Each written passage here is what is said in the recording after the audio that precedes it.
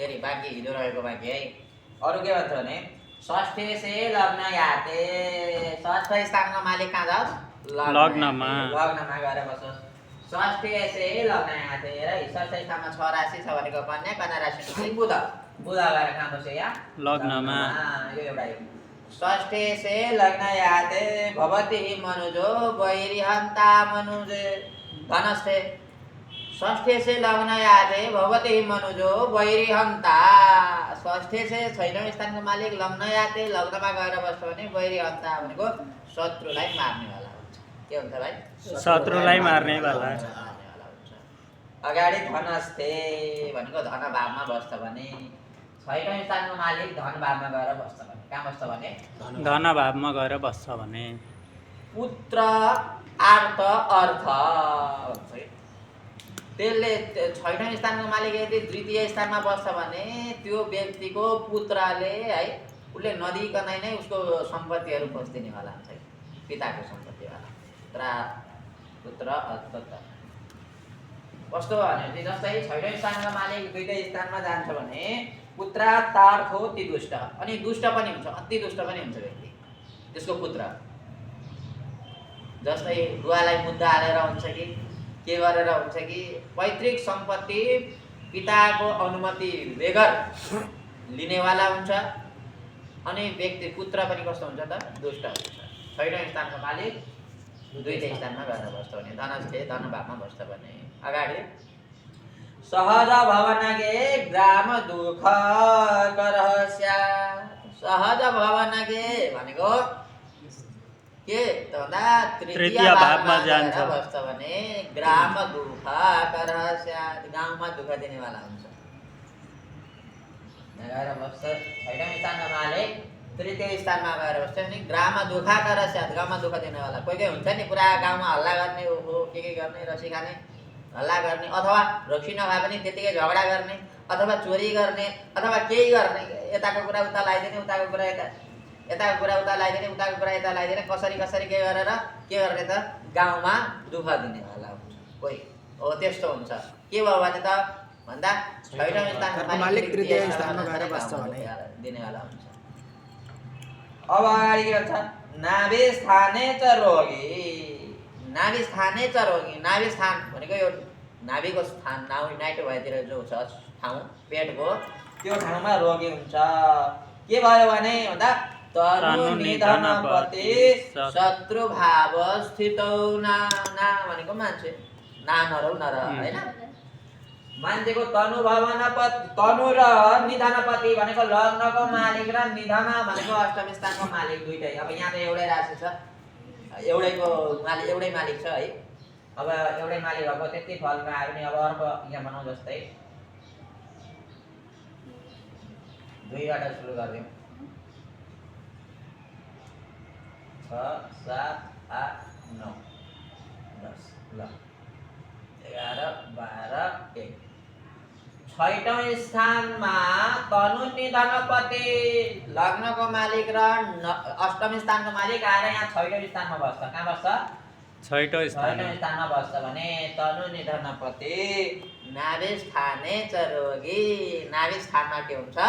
रोग हुन्छ पेटमा। के यहाँ अल्सर होस् क्यान्सर होस् त्यससँग कुनै मतलब छैन, नाभि स्थानमा रोग हुन्छ। अल्सर भने क्यान्सरमा रोग। अब ग्रह अनुसारको फरक है। शुक्र छ, चन्द्रमा छ है, लग्नको मालिक जस्तै शुक्र छ, बृहस्पति छ, बृहस्पतिले त्यति पनि पेट सम्बन्धी छाला सम्बन्धी समस्या, आन्द्रा सम्बन्धी बृहस्पतिले गर्छ है। अब शुक्र छ जलीय ग्रह हो, जल सम्बन्धी भने चाहिँ अब पेटमा पानी जम्ने अथवा त्यो हुन्छ नि एउटा त्यस्तो किसिमको रोगहरू, गुल्म रोगहरू, विशेष हावापात कस्तो तरिकाको। अब शनि छ भने, मङ्गल छ भने रगत है, नसा, सूर्य छन् भने अस्थि सम्बन्धी विभिन्न किसिमका समस्या हुन्छ, त्यो पेटमा समस्या हुन्छन्। त्यो ग्रहहरूको स्वरूप अनुसार पेटमा नाभिमुडमा समस्या हुन्छ।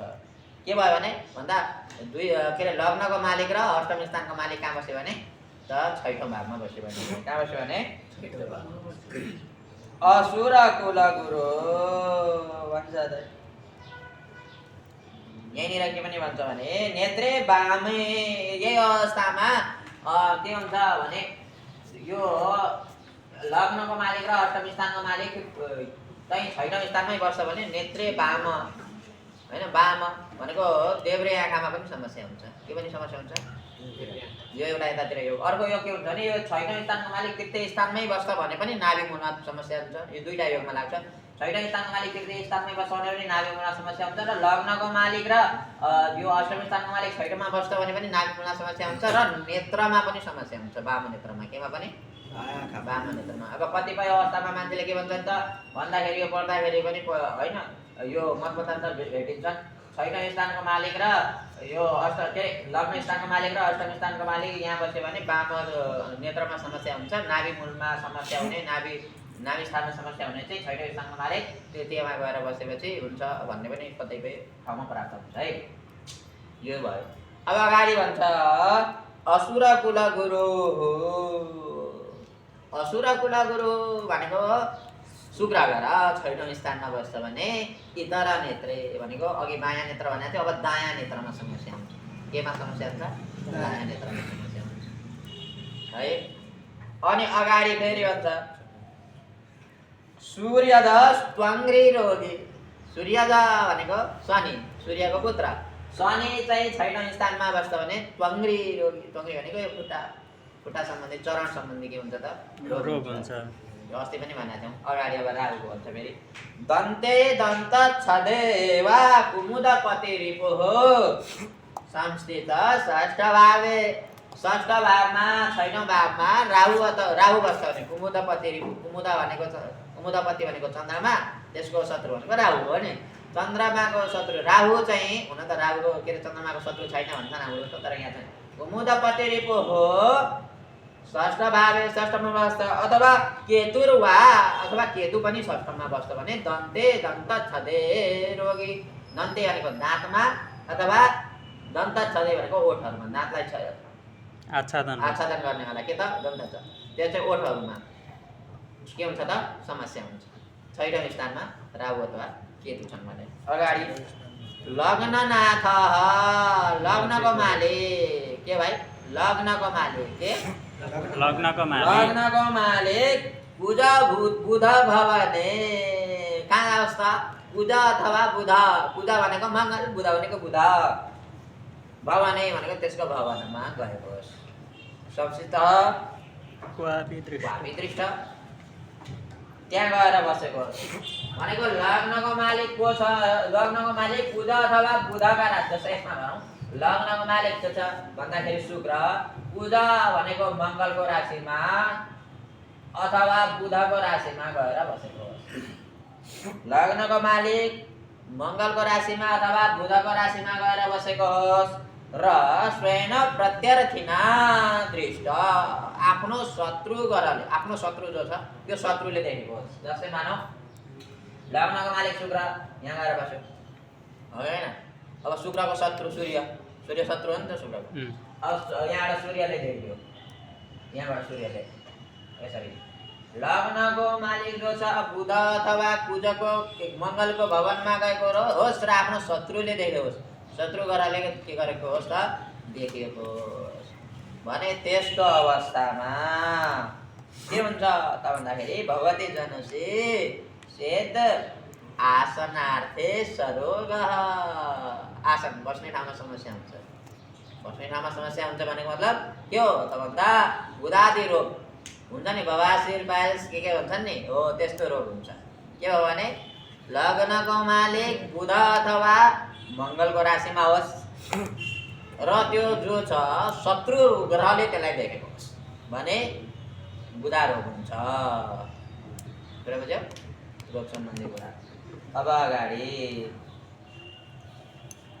भूमि सूर्यपुत्र यदि रिपुगृहगौ, भूमिपुत्र अथवा सूर्यपुत्र भनेको शनि अथवा मङ्गल, रिपुगृहगौ 6औं स्थानमा गएर बस्छन् भने है, भूमिपुत्र 6औं स्थानमा गएर बस्छ अथवा सूर्यपुत्र भनेको शनि 6औं स्थानमा गएर बस्छ भने के हुन्छ भनेर भन्दा तदभव स्यात् गदो, त्यही अनुसार त्यसबाट उत्पन्न हुने जे छ त्यही रोग हुन्छ भन्छ। अब भूमि मङ्गलबाट उत्पन्न हुने रोग रगत सम्बन्धी, शनिबाट उत्पन्न हुने रोग वायु सम्बन्धी, वायु सम्बन्धी हुन्छ भन्छ है त।